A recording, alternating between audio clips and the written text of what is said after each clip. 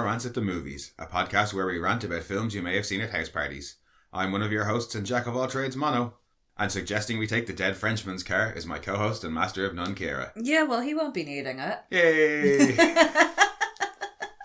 Well, probably not, but I wonder, is it the earliest instance of... Well, he won't be needing it. Well, he won't be needing it, referring to a dead person's possession. Yeah. Yeah, but it's time to continue with our 1950s silly sci-fi season. Yes. And Or this at one least this one I'm kind of torn on because it's silly because of the monster, but the movie itself if there was a good monster, it would be a much better film. Yeah. I'd love to see this escape. redone with just because the monster's just inserted in, like their reactions are like oh yeah, anytime you see it, stuff, it's just attacking models and stuff. Yeah. So but especially when it eats the UN. I think that's my favourite. I think the time has long. Like if you tried to do it now, you'd have to in-shitify your own effects to make it still fit in with the rest of the film. It was a $50 marionette that nobody saw until the fucking... Yes to the second part, no to the first part. Apparently the $50 puppet from Mexico is just a urban myth related to how crap it was. I'm sure they spent fuck all on it, but yeah, the specifically $50 and from Mexico apparently is an urban myth. Yeah, because they wanted, what's his name, Ray? A believable urban myth. Harryhausen? Yeah, he did a lot of the early stop motion work for the likes of King Kong and Jason and the Argonauts and all of those ones that I absolutely fucking adore. But obviously budgetary constraints. Yeah, because the director and the Giant Claw being the title of the film, the director and the producer of it were known for B-movie films. Yeah. But apparently the budget for this one was comparatively decent compared to some of their other films. So where did it go? Yeah. Where did it go? Certainly not on the monster. No. God, no. Maybe on all the footage that they nicked from other movies. Well, yeah. There's a lot from the day the Earth stood still. All the people running down the streets screaming, that's all from the day the Earth stood still. From loads of other movies. Earth versus the Flying Saucers and a couple of war movies for the shots of planes. Yeah. A few random things for the shots of Cut panic. It, print it, move on.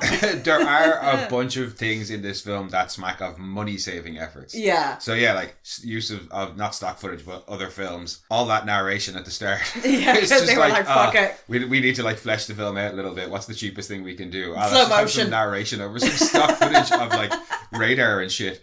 And this was the time when you could have 5-minute long opening credits. Well, they fucking did here. Yeah. Well, sorry, it's a 5-minute long opening narration. Yeah. But when you could have you could bulk it out by giving them their own name cards and they stuff. They already did though. Oh, I suppose. Yeah. That comes first and then you get all the narration. But before we talk about said silly narration in detail, will we do a summary? Yeah. Please use the one directly off IMDb. Oh, that's right. You wanted me to use the IMDb one. I completely forgot. Yeah, it's fantastic. Okay, well, you get it up there. Global panic ensues when it is revealed that a mysterious UFO is actually a giant bird that flies at supersonic speed and has no regard for life or architecture. It's about right, yeah. Yeah, I just love the or architecture. Well, it eats, smashes as many buildings. Yeah, it has a King Kong moment as well, which is hilarious. My favourite is when it takes the train. Oh, yeah. It's just this big, long train. Not the teenagers. The teenagers themselves are pretty funny for just being stereotypically... I've got salt for his tail. And it's bitch, sit down. They're just stereotypically 1950s rowdy. Bad boy, rowdy teenagers. Calling people daddy-o and things like that. Yeah. It's hilarious. No, you're right though. If it wasn't for the bird being so incredibly... It is actually a really I can't stress this enough if you haven't seen it. The bird is so bad. The bird is so shit. He's Flintstones level of ridiculous. You expect him to turn around and make a sarcastic comment. I get, especially because he's got teeth. At the time, he was accused of looking like Beaky Buzzard an awful lot, which I thought was hilarious. Get it, yeah. No, what really gets me about it is the fact that there was this in a film where choices were made, and all the choices were made regarding that puppet. It can flare its nostrils and shit. Yeah, it's actually quite a detailed marionette. It's just not the marionette for that film. Throw that fucker in Dark Crystal or Labyrinth. It's detailed, but it is still shit. Oh, God, It's just, it's like, it's very like... But there is skill involved in it. Yeah, there's loads of moving parts and stuff involved. Like I said, yeah, like its wings articulate and shit and really like well. that. Yeah, it can grab But things. why does it look so shit then? If you've made it so articulate and so able to Maybe move, why does it look so they bad? Just mashed... Oh, we left him in his first jar too long and his nose got pushed up against the side. Yeah, well, he wasn't grown, he was made. No, but you know that brilliant... It's the two pictures and it's the person showing off the incredible head that they've sculpted out of clay. And they dropped him and he's all flat. That's what it kind of looks like. Maybe they dropped it a little bit, or he kind of got smushed in transit. And they were like, "Fuck it, it'll do." It won't, though. It really, really won't. In fairness, because like this is like way before the days of the Bruce the Shark being shitty and then being like, "Fuck it, we'll work around it," or the T-Rex just randomly eating people on set because Phil Tippett has one job. It's in fairness though, it's not just the shitty bird. Any of the scenes with like planes, I think they were going really for like shitty models of planes and stuff. Like when the plane is crashing, dirty mouth. Planes on visible strings crashing in spirals where you can see them being dropped down, all jerky and stuff with little sparklers attached to them. Last week, you could see the strings that attach the comets to the spaceship. I don't care. You could see the strings. No, and I was fine with that. But this just. The planes, when you see the planes flying across, it looks like it's supposed to be shit. Like it's just bad. Like the rest of the film, the special effects, the acting is fine. Solo sequences versus like the actual bits with actors in them, it is kind of like they just put two movies together. Yeah, absolutely. That's what I'm saying. We can't just blame it on the bird because the rest of it shit. I'd love to see this with all of those parts like done properly with a budget. Oh yeah, but if somebody just like even just like a fan went back in and did it. I think the time is past now because any technology you use now would be so jarringly good.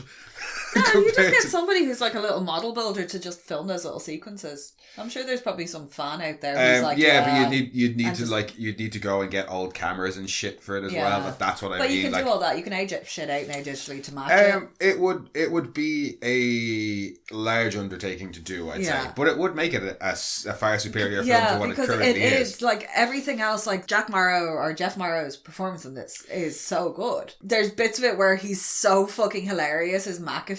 He's great. The two Sally. Generals are fun, and Sally Mara Corday, the mathematician. We're going to replace her with a calculator on the flight. In all of the bad reviews, they praised Jeff Morrow and usually Mara as well. And that was it. It was like, everything else is shit, but the acting is good. Yeah. But there was one or two reviews that, later reviews that were like, it is harshly judged because there is actually a decent story in there. Yeah. And there is. And there is good acting in there. And there is. But it is so badly let down. But just, especially when you see that bird for the first time, 25 minutes in, it's so hard to take any of the rest of it seriously then. Yeah. And there is good stuff in there about, matter and antimatter and how it works. And why... they actually lock down the entire world because it's attacking planes. And then, so they locked out, they ground all flights. And then it starts attacking shit on the land. So then they have basically a curfew, so people, if you don't go outside unless you really, really have to, because it's also gone international. This isn't just an America problem. No, it's flying around the world.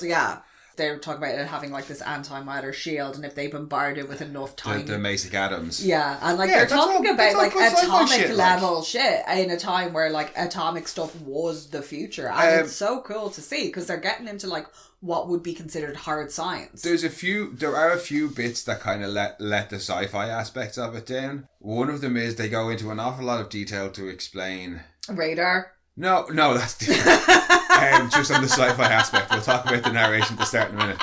They go into the science of the shield an awful lot, and they're it's this antimatter shield, and that's why it works the way it does, and why we can't use weapons on it. And why we can't must be able to open it, and it must be able to close it. Nobody ever questions where the giant bird got the shield at all. Yeah, it's just got it. Where did they vaguely go, oh, where did it come from? But it's it's a giant fucking bird. And you're at one point they're it's a flesh and blood creature. Once we get past the shield, we should be able to kill it, kind of thing. And it's why does it have the shield? Is it an intelligent? Nobody is an intelligent being that that's technology. This thing is surrounded in some form of technology. I don't think that's supposed to be a natural antimatter defense or something of the bird. So that, I feel, lets it down a little bit. And then his whole pattern thing, it looks like it's flying in a Fibonacci sequence and taking out planes along the way. Once he establishes that pattern, it's never used again. I know. It's never used to, like, I think he vaguely uses it to predict where they should be able to find it. And that's when the big... No, that's when where they should be able to find it. And that's where the big fight happens with all the planes. But beyond that, why it's flying that pattern, who cares? Yeah. Who cares? I love this because I like to think that this is some sort of like early precursor to Justice League. Oh, New Frontier. That's the one. Kind of, yeah. Like it's I know we had kind the of Green Lantern thing last week. Mental, but like it's like big thing. You got generals with badass names going out, like kick-ass General styling. Considine and General Buzzkirk. Considine. Buzzkirk, sorry, because the auto-generated captions kept calling him General Buzzkill, and I was like, I wish that was his name. Them going out and like being like, yeah, fuck you, ride the bomb, woo! Dr. Strangelove style, like. So there's two things that I really, really like about the generals. One, I didn't actually realise until I was reading the trivia, which is that when they go into battle at the end, that's the highest ranking pilot, co-pilot team you can get. No, in film history. Because one's like a 3-star and the other's like a 2-star. It's a 2-star general and a 3-star general flying as a co-pilot and pilot in a combat situation. In B-52 Fortress? No, at the end it's a stripped down something else. Like it's an earlier B-model fighter though, because they're workhorses for his weird ion bombarding thing, and they're like, why are you shooting it out the butt? And they're like, because you don't want to fly into your own stream of shit, mate. Like, we don't know what this shit's gonna do, and it's probably gonna chase us. But yeah, they were the highest combat ranked flight thing in film ever until Independence Day, almost 40 years later, when the president flies a plane. But they're still the highest, like, duo. Yeah, I thought it was going to be Stargate because of the big old fight with the Ori, where there's like a whole lot of generals they're all on different ships. Though. Yeah. No, so yeah, apparently... Or the Battle of Antarctica. Either of those. No, these guys still hold the record. But the other thing that I really liked about the generals in this is, like, one of them's completely fucking mental. Well, the guy who keeps green lighting everything is brilliant. They're both... Because he's like, hey, he's almost like a Marx Brother level of outrageous. Like, he's just shy of whipping out a cigar and going, see? They do overact it a bit. A bit? Yes. What I like about it, though, is like, you've got that sci-fi thing of threat to humanity, so the military are in charge of how to respond to it, but they need to work with the civilians. But where normally it's like, we don't need you, who's in charge here? Not anymore. No, but we don't need these lousy civilians here cocking up our operations. We know how to do it perfectly well. You don't really get that in this. No, because normally it's the military going to civilians with their tail between their legs going, well, that's what happens. We kind of fucked up. But that's what happens after. Yeah. And there's a small bit of it in this when they're overconfident the first time they attack the birds. But then once they get destroyed by the birds, the generals are immediately like, shit, you guys were right. Yeah, we're wrong, sorry. The bit that I really like is when Mitch is giving it to the generals about like not doing anything, and they kind of give it back to him a little, and then one of them gets a phone call or something happens, and then he's like, one of the generals is like, oh, by the way, that order you heard me give before we started fighting was to authorize nuclear attack planes to go into the air and fire upon it should it be seen anywhere in an area we've been designated safe. And just us. No, but the whole previous fight had been, you guys aren't doing anything. And now, after the phone call, the general was like, I'm authorized to now tell you, look, this is what we were doing. That last phone call you heard was me taking action. And Mitch is like, oh, shit, I'm sorry. Yeah. And the other general, or maybe the same general, says, he's like, no, you were right. Well, the actual line is, I like your spunk, son. Stay climbing on our backs. Yeah. Which is a bit, but I like the sentiment of, you wouldn't normally get that in a sci-fi film with a general saying like, even though you were completely wrong in the argument you just had with us, I still want you to bring that attitude of like arrogance and argumentativeness and like oversight to us. Don't normally get that in sci-fi films. And I thought it was quite cool. Or normally it's like a point of contention like the IOC. Yeah, or like you said, afterwards they then have to turn around and come back to the scientists with their tails between their legs going, oh, our big guns didn't work, can you please help us? And there's a small element of that in this, but they're much more, not magnanimous, but they're much more like, they're just cooler about it. Yeah, they're like, you help us, we know you're this and we know you're that, but like, you no shit. Jeff Morrow and Mara Cordoy are pretty cool too. We also had the lady scientist last week who gets taken seriously, and this week we have another lady scientist who gets taken seriously. But she's a mathematician. And he won't trust the numbers until she's gone over them. Yeah, and he kind of makes one or two jokes about it at the start. Well, he calls her Mademoiselle mathematician in a kind of derogatory way at the start, and then the only other joke he makes is about when she's not believing him. He's like, if I said I saw a giant adding machine, you'd have believed me. But he's also concerned for her safety. Like when they're going up on the flight, he's like, she doesn't need to be there. We can do it with a calculator. We don't need her. Like, not that we don't need her. When he says calculator, I'm pretty sure what he just means is another maths person. But not the one that I'm currently dating. Yeah. But also she's way too smart. We literally, we can do the math that we need to do with a calculator. Yeah, this math can be done by somebody less smart. Right, yeah. You know, like, and it's not meant to, I don't think it's meant to be derogatory because he's like, no. And they're like, we have no time to wait. We have to take her. And he's like, fuck, no. Yeah. Shit. Their relationship starts a little bit weirdly. Well, starts kind of innocently enough. Progresses in a rather weird way though. Because it starts with them at the very start when he's doing his radar flight and she asks for one more run like low and fast and he like zooms right over the fucking building and she's all like, I thought pilots aren't allowed to do that shit. And the other guy's like, oh, he's not a pilot, he's a civilian. Like, he's not an Air Force pilot, he's a civilian. He makes up his own rules. That's electronic engineer Mitch McAfee. Like that lets him away. Oh yeah. Like them flyboy electronic engineers. Yeah, those fly rebels. By night. But yeah, she makes some comment about how trying to make it cool. Like this is the second time we've had some sort of weird engineer that they've tried to make like a weird, cool, hip guy. They don't try as hard as they did with last week. Where he was like, I'm gonna go fly this plane to go do some numbers. Yeah, they don't lay it on quite as thick. But she calls him a child. Yeah. She's like, oh yeah, I know I know another group of people who make up their own rules, children, and they're normally spanked or something like that. And then him over the radio was like, oh, mother, please. And she's like, oh God. And the other guy's like, oh, I left the radio on. And I was holding the button. That's kind of it. They just like work together for the next half an hour or so, and then they're on a flight and she's asleep and he just leans in and kisses her. Yeah. He's like looking at her and then he's like, yes, you. Now is the time when she's asleep to just... And she the way she doesn't even like wake up, she just raises her hand and like turns the light on. Like, I honestly thought there was a slap coming. I thought she was going to get the hostess. Yeah. That aside, the conversation that follows is actually really, really fun. Yeah, the kind of like... It's almost like some weird... dance. It's like a weird fucked up mating dance. Well, it's almost like some sort of weird modern American take on a Shakespeare back and forth. Or is that just me? The way they're like... Yeah, it's the Irish equivalent of slagging the shit out of each other and then going home and writing. it's the constant like back and forth baseball references and she's all like, oh, he gives up too soon, you know what I mean? You got to do the major leagues first, or minor leagues first and then major leagues, and he's all like, oh, the umpire might reverse his decision. And it was this weird, like, sports reference, Shakespearean kind of back... I thought, anyway. I mean, you can come for me if you want comparing a 1950s B-movie to Shakespeare, but, like, Shakespeare was the schlock of his time. Yeah, Shakespeare's for the masses. It was to be enjoyed by everybody. So, yeah, I stand by it.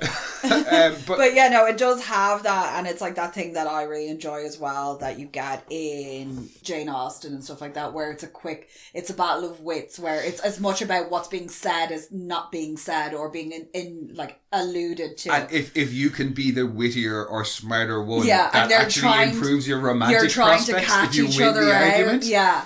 And I enjoy that, a nice little battle of wits going on where you're both talking about the same thing but dancing around it and like trying to catch the other out or slip them up some way. Yeah. I do enjoy that. It is a weird kind of mating dance phenomenon. It's a really fun bit of back and forth, I have to say. And then he ends the conversation with this really like weird Jeff Goldblum turn of like, well no, but in him and Independence Day, you know, the whole thing of like he hears a random word and it sets him off on this tangent. They take the piss out of it in South Park. They take who's having butt sex? Butt sex.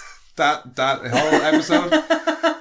But you know, somebody hears that sci-fi trope of it's not just limited to sci-fi actually, but that trope of somebody's talking about something and they hear a random word and they're like, oh, you said ice cream wrappers? hang on, if we do this, this, and this, our problems are solved. He has that. Sorry, when all she I've got says, now is Spike Milligan and his Thinks? Lovelies are the His same. Thinks Lovelies can be my Thinks Lovelies. Too. She's not got 4.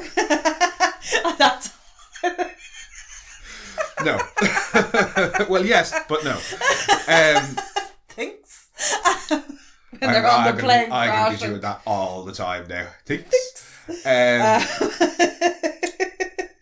What was I saying?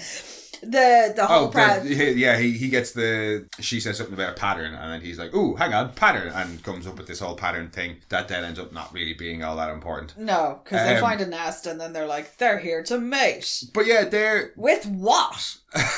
It's a good point. Well, presumably the mating's already... happened and it's come into this dimension. It's an alien, who knows? Yeah, it comes into this dimension to feed and lay eggs, much like the 4-dimensional space whale. Yeah. After that, she just... Mobius dick. No, Sally. After the plane scene, she just shows up at his apartment and he's all like happy to see her, and it's like... And then she lives there. They're going steady now? Yeah, what happened? Like, okay, fair enough. Alright. I suppose it was the 50s. They're not going to show us too much detail. No. Hays Code and all that, but... Yeah, what was it? I Love Lucy, first time a couple were shown in the same marital bed? Like, yeah, so we get separate beds. We get one kiss from them on the airplane. That's a little bit... That's consensual. Ish. Kind of, because he does tell her to shut up and kiss him beforehand.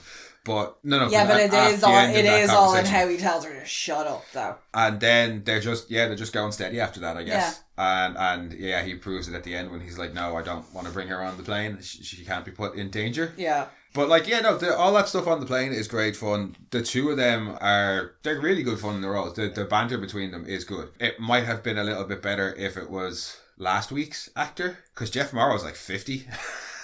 No, but he was like believable as Mitch McAfee, because Sally's not supposed to be some like young starstruck mathematician like ingenue. No, she's supposed to be. She is a bit more worldly and able to keep up with them and the boys in the field. Like, she can hold her own. So I don't mind them being that bit older, especially because of how they are interacting with the likes of generals. It gives it more gravitas that they are like more highly respected.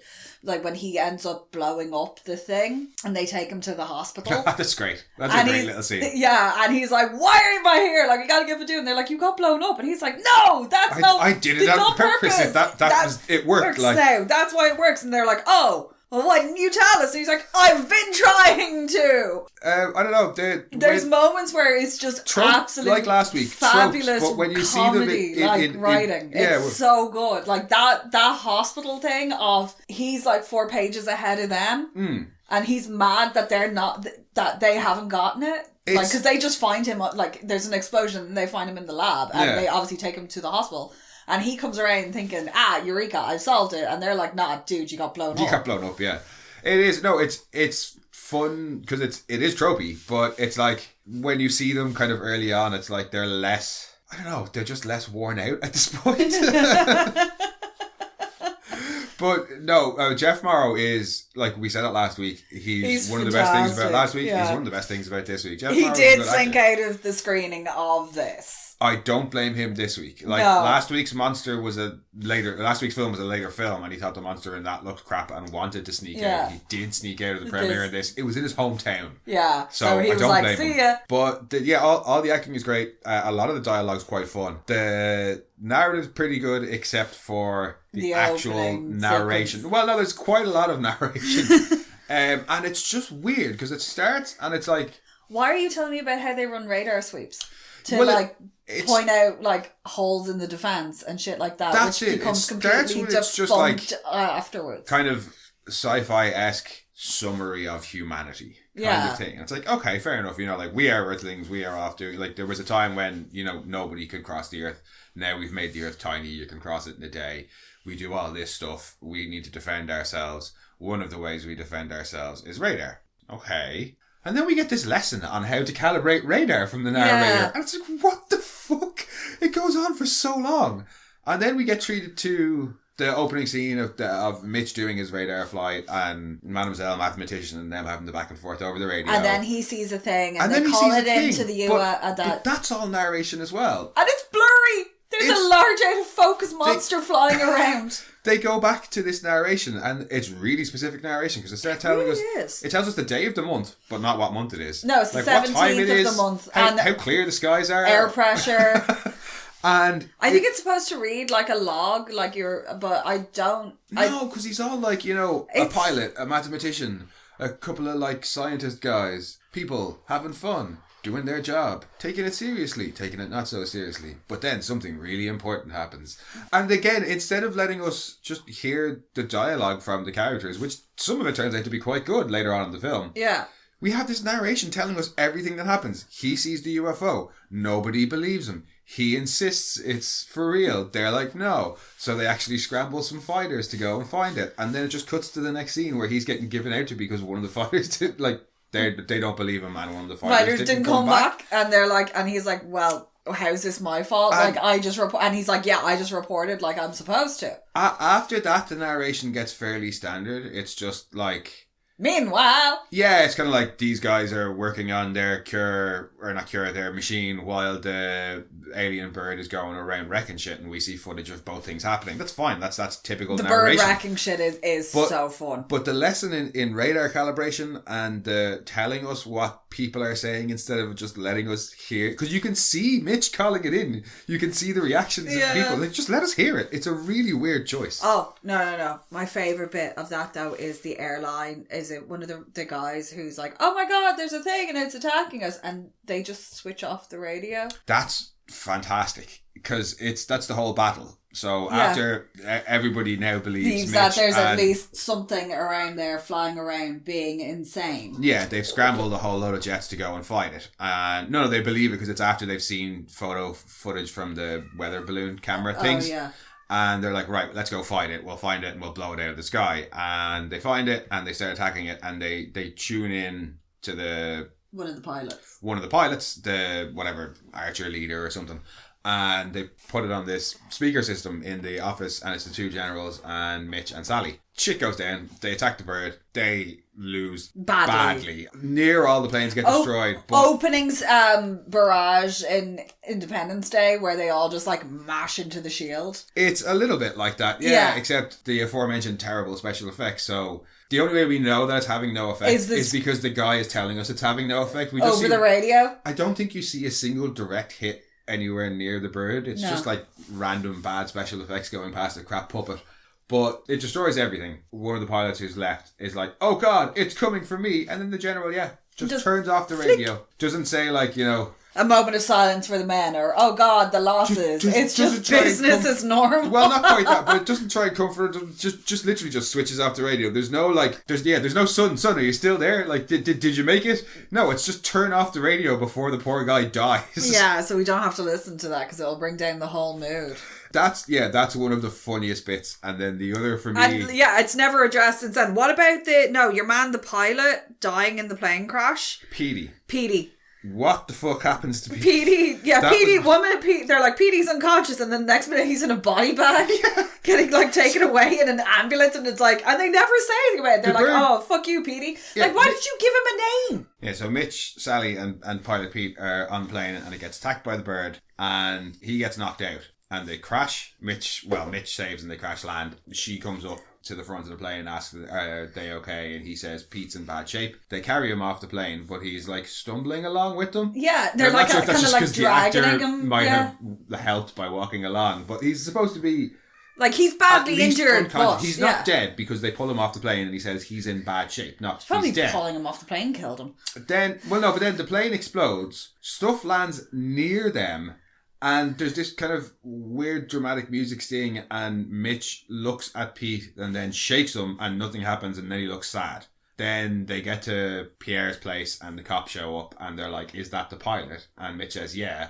And these guys come in the stretcher and I'm like, is he alive or dead? And then they bring him out in a body bag and I'm like, okay, he's dead. Now. So, I think the first time I completely missed the look that, the bit of Mitch shaking him. So I thought he was just still unconscious until they carried him out in a body bag. What happened to Petey? Poor Petey. Oh, don't forget the general, just before they send the planes to attack, and the generals are all confident. They're like, well, we'll find it and we'll attack it and that'll be the end of the big bird that was there that wasn't. So some great dialogue, some not so great dialogue. I just love how the generals in this really are. It's Statler and Waldorf. They're just so mental. The Vincent Price looking motherfucker, he's crazy. The Vincent Price looking scientist dude. The one who just can't act, who is literally giving it, if there's a lock, there must be a key, and holding physicist. The hands up and everything. Yeah. He's the guy who's explaining antimatter. Yeah. He's gas as well. But no, for me, the other hilarious moment is when Pierre dies later on in the film. Oh, when he runs off because he's like, fuck that's a big bird and I'm not... Well, he says the guns are going to bring the big bird, so I'm going to run out in No, don't shoot Space Canoe or Boomstick and Space Canoe cause explosive decompression. Yeah, no, they shoot their boomstick at the space bird and Pierre runs away and the bird flies and eats Pierre because he's not hiding in the bushes, he's running down the road. And they decide that it's too dangerous to take the helicopter back. Yeah, so they'll just take his car. So they'll use Pierre's car. And the first time we were watching this, there's a dramatic pause after we'll take Pierre's car. And I was like, he won't need it. And lo and behold, Mitch responds with, he won't be needing it. And he says it so seriously and dramatically. And it's he says it, he does say it with a bit of like, there is an element of somber. But it's hilarious. Oh, it's hilarious. But he's kind of like sad about it. Like, people will never get to drive that car again, so we may as well use it. Oh, but it is fucking hilarious. Yeah, because that leads into them meeting the teenagers on the road, driving erratically. But I don't think, apart from this film, I don't think I've ever seen the let's take his ex, he won't be needing it because he's dead. So blatant. Well, seriously, not as a joke in like a Naked Gun film or something like that. So yeah, just a glorious bit for me. Absolutely love that. It's imminently like riffable and shit at large, but it's there are elements of goodness in there. Yeah, no, there is bits of it where they're like, oh well, it just has one nest here. What's to say it doesn't have other nests elsewhere? Because it was only one egg. It's a big fucking bird. Yeah, like that, and all the other kind of good sci-fi stuff we talked about earlier, all the good stuff that we talked about. It would definitely be raised by a better having puppet, better special effects and a better puppet. But I don't think it would. There is still all that ridiculous narration stuff and some of those silly like lines. I said, there was choices were made. Yeah. Those choices, meh. But good or bad, it cannot be denied that it is absolutely a very thoroughly entertaining film. Oh God, yeah. Well, like when it's good and it's fine and entertaining carries you along. When it's bad, it's hilariously bad. Like the people who parachute out of the planes getting eaten by the bird. Yeah, and it's just like, why, like, it's eating planes, and it's literally eating them. That's my favorite part. It's not like just wrecking them, like, it looks like it's like, nom, nom, nom, nom, nom. And so many times, it's that obvious effect of... Cookie Monster, where it's all falling out anyway? No, sorry. It's that obvious effect when they do close-ups of the bird with people in front of it, of people being filmed in front of a cinema screen that's having something projected onto it. I love that so much. Like, in the car, well. when the teenagers are driving in the car. Yeah. And, like, it's chasing them. Yeah. And fair fucks to the one girl who's just... somebody in a parachute. No. The girl in the car who they're all like, oh my God, it's getting us. And she just goes, fuck it, and barrel rolls out. Bails. Would you not bail? Yeah, and the other fella goes, oh, that's a good idea, and joins her. Just see ya. Yeah, anytime there's a close-up of the bird, they use that kind of effect. It's not, again, it's done kind of badly because you can immediately tell. I just love how there's no rhyme or reason to whether or not the monster is in focus. It's always out of focus before it attacks, and then when it attacks, it's in focus. Yeah. Run, it's blurry. Get out of here. Bigfoot is blurry. That's the problem. There's a large, out-of-focus monster wandering around the Pacific Northwest. Is there anything that we like? I know we've talked about silly things we didn't like the narration, but that's kind of funny. And the shitty bird, but that's hilarious. No, there's nothing that I find like really egregious in this. Like things that are actually bad. Well, I mean, his like direct except for the sexual like assault. like yes, that weird. Yeah, like that clear-cut sexual harassment of a colleague. Absolutely. But there's nothing that I'm like, no, do you know what? I wouldn't watch it because of this. I'm like, that's a bit... But also prehistoric bird with teeth. And there's nothing like, as I say, the bad things just make the film that bit more entertaining. I don't think there's... Oh, there was one bit that upset me. When he says he's got a plan to finally stop the bird, and they're like, what do you want? He basically gives it the word strum, but he doesn't ask for tenure. Yeah, no, I love the blank check. Well, yeah. And he's like, done. And it's like, yeah, no, tenure, 5 grad students, at least 3 of them Asian. Yeah. So what are you going to do about... A blank check from the city. What are you going to do about the problem? Who Nothing, cares? I've got tenure. Yeah. Although he is going to do something about the problem, so yeah, he doesn't really need the tenure. But I was like, he should have asked for tenure. Although, do you know what he did do? What? He did adjust the polarity. Yeah. I was delighted when he adjusted the polarity. That you were like, oh my god! That made me very... He didn't reverse it, but he did adjust it. Yes. So again, yeah, that made me very happy. That's what made everything blow up. Was adjusting the polarity. That's right, yeah. Well, yeah, whenever you do anything to the polarity, that's normally the crucial thing that makes it work. What happened? It blew up. Yeah, so I reversed or adjusted the polarity, and now it works fine. It's the thing. But yes, that made me very happy. Like filling a balloon with too much air. Something bad happens. Rubbing cheetah blood on the engines. Oh, didn't think this would be such a Futurama heavy episode. But there is a lot. There's some mad Wernstrom shit, and like... Well, I mean, last week probably could have had more. But... Farnsey, yeah, some good old Farnsworth type stuff. I suppose I could spare one and still be feared. No, it's just that moment where he asks for all the things he needs to complete his project. I was like, that's so Wernstrom. All he's missing was asking for tenure. And your man is like... Because he's like this scientist right here and his full team. And her. And Sally. To do the maths. And the lab and all the money. Yeah. That's all we need. And he's like, yeah, cool, off you go. And tenure. That's my biggest criticism of the film. Is he did it for tenure. Other than that, no notes. Like, keep the crap things crap for the entertaining purposes. And the good parts are good. There's some good banter. The overall plot is okay. Like, it's a good plot. Like, I enjoy the plot of it. And, like, for the time, it was revolutionary, and the whole idea of them bringing in antimatter, and it's like, because they even address the whole, isn't it supposed to explode when it comes into contact with matter, and that's when they're like, they have a shield. I forgot. I was like, that's so cool. From the last time we watched it, I forgot that. All I could remember was that there was antimatter involved, and I thought they were saying that it was an antimatter bird, and I was like, that's so stupid, because antimatter... It would just explode. Yeah. It would just poof out of existence. Literally the first thing they address. That Mitch says. He's like, well, hang on, it's been proven that when matter and... Antimatter, That still doesn't explain why the shield... Like, yes, they explain why... Some parts of it work, The bird doesn't explode. But why does the shield... If the shield is made of antimatter, everything around it is matter. Like, unless it's constantly regenerating. But anyway, they don't go into too much detail about it. But they tried. They tried. And I appreciate... last week, I appreciate when they try. Yeah, they threw the audience an elbow, and they went, here's some mild explanation of something that you've possibly heard about. Well, yeah, because like last week with the Metaluna planet having a completely different atmospheric pressure, they didn't have to do that. They could have just said the bird is indestructible because it's alien. But no, they threw in some extra proper science shit. Yeah. They gave us basic atoms and antimatter and matter and how it all works like. And some nice Bohr's models. Yes. Always appreciate a Bohr's model. The script apparently did come from a combination of the whole thing with Pierre and Lacacania. Yeah. Which I love that. Like the mythology, him being like, oh fuck, big bird, I'm gonna die. But it seems like it's basically a banshee. It kind of is. And it serves similar purposes of the banshee in that French-Canadian myth. But it was the person who wrote the script was interested in that, very interested and like influenced by Rodin.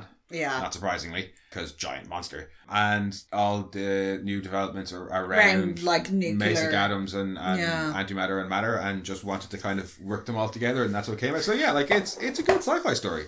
It's let down by some shitty bird. Yeah, but like the bones of it are really good. It's decent. And like I said, when it's bad, it's entertaining for the right reasons. Yeah, it's not when just it's good, bad. It's entertaining for the right reasons. So like, there's plenty of reasons to watch this film. I can see why people shit on it, but I'm if once you get past that, you got to get past the shitty just enjoy it for what it is. Oh yeah, no, I mean you couldn't treat this film as anything other than what it is. Yeah. And the main draw to this film is the shitty bird. Yeah. Oh, giant claw. That's why we first watched it. Like I saw the trailer and was you saw a picture of the bird. Yeah. And we're like, what the fuck is this from? And then watched the trailer and we're like, we have to watch this film. I'm a sucker for a shitty monster, though. Like, oh, absolutely. Like, we love bad films, and we love good bad films, and we love bad, shitty, hilarious monsters. Bad films that are so bad they're brilliant. Yeah. Yeah. Like, you just got to embrace the fact that it is just straight up bad. But it's gone full circle. Yeah, this one is weird because it's both. Yeah. But very, very, very enjoyable. Like, from start to finish. You will be laughing at points, and other points you'll just be quite happily watching a film about like a sci-fi attack on Big it. bird. Yeah. Hey, well, I mean, they don't know it's a big bird at first. Like, for the first half an hour of the film, they just think they're tracking a UFO.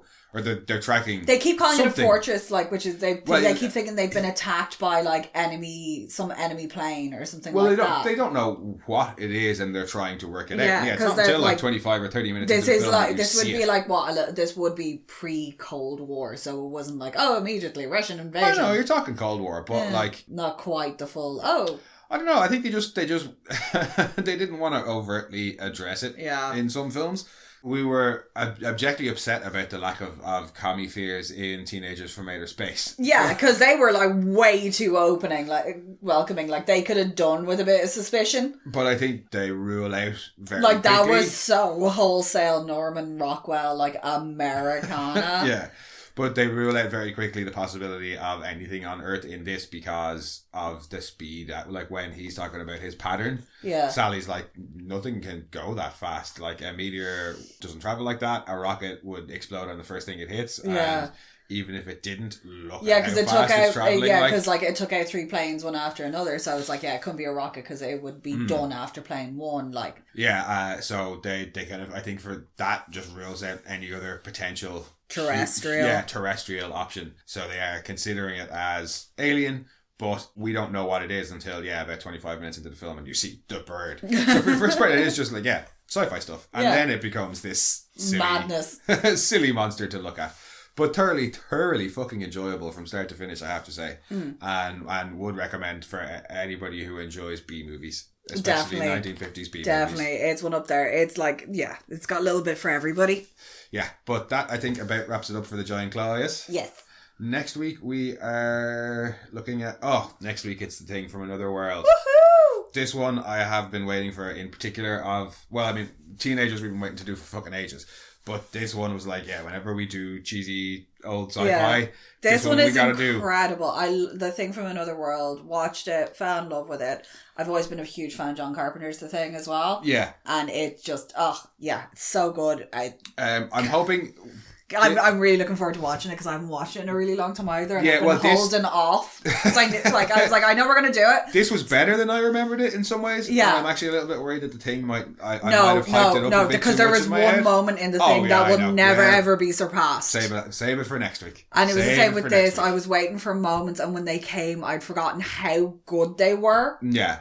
And just how ridiculous this is, because you kind of forget. You're like, it can't be that bad. Yeah. You're like, I can't be like as stupid as I remember being. No, it is more stupid than you think it is. But like the last 2 weeks, this week's episode, this week's film is also available in full on YouTube, although I'm not sure about The Thing from Outer Space. I'll have a look and see if it's available on YouTube. Yeah. Like the previous three. A lot of them have they're so old. They've gone out of copyright. So they're you get a lot of the classics. Easily available. And loads of them are. And there's loads of brilliant channels that host quite a few of them, and they do give history in the pinned comments and stuff like that. They'll give you history of the making of and things. But that was The Giant Claw, the ridiculous and entertaining that it was. Yes. As ever, guys, thanks for joining us. We will be back. I'm going to see now if I can find a marionette of it, because I would have one. Oh, I would absolutely get a little puppet of it. Yeah, it's ridiculous. I love it. It can go next to Mr. Flibble. Yes. But we will be back next week, guys. Thanks for joining us as ever. In the meantime, if you want, you can head back and check out some of our previous episodes or our other podcast, Mono Rants the Boys. Or you can come and chat with us on Twitter at RantsMono, on Blue Sky at Monorants, on Instagram at Monorants_the_boys. Or you can send your own rants to monorantspodcast@gmail.com. And we'll catch y'all next week. Bye-bye.